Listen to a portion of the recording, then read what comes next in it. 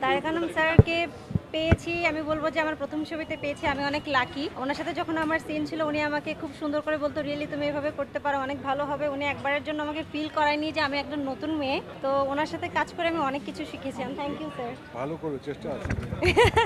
আমরা যখন কাজ করেছি একসাথে, আমার হয় কি আমার নিজের স্বার্থে আমার কো অ্যাক্টরকে বলি যে এটা এইভাবে করা যেতে পারে, তুমি কি ভাবো? অ্যাক্টিংয়ের ব্যাপারটা আসলে দুইজনের রেসিপ্রোকাল। একজনের প্রতিক্রিয়াতে আরেকজন কিছু করে, বেসিক অ্যাক্টিংয়ের খুব বেসিক এটা।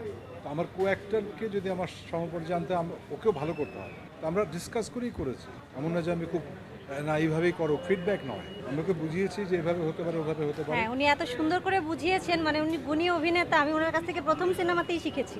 আমাদের যখন একসাথে কাজ হয়েছে আমি দেখতাম স্যার কি সুন্দর করে ডায়লগ ডেলিভারি দিতেন, বা ওনার এক্সপ্রেশন, উনি তাকাতো, বা আমি যদি গিয়ে বলতাম স্যার আমি এটা এভাবে করছি, বলে রিয়েলি তুমি এভাবে করতে পারো, বা এটা তোমাকে এটা ভালো হবে। সো এই জায়গা থেকে বলবেন যে সামনে থেকে শিখেছি আমি, মানে পাশে থেকে শিখেছি। আমাকে পাবে একজন সাধারণ মেয়ে থেকে অসাধারণ মেয়ে হওয়া, বা একজন মেয়ের স্বপ্ন পূরণের গল্প, বা একটা স্টারের গল্প বলতে পারেন। স্ট্রাগলটা আমার পুরো টিম ছিল, ওনারা সবাই আমাকে সাপোর্ট করেছেন। আমার ডিরেক্টর ছিল, তারেক আনাম স্যার ছিলেন, এবং সবাই মিলেই সাপোর্ট করেছে। একটা টিম হিসাবে আমরা কাজটা করেছি। আমি যে নতুন, বা আমার এটা প্রথম ছবি, এই ফিলটা কেউ করতে দেয়নি। তো সেই জায়গা থেকে বলবো আমি লাকি।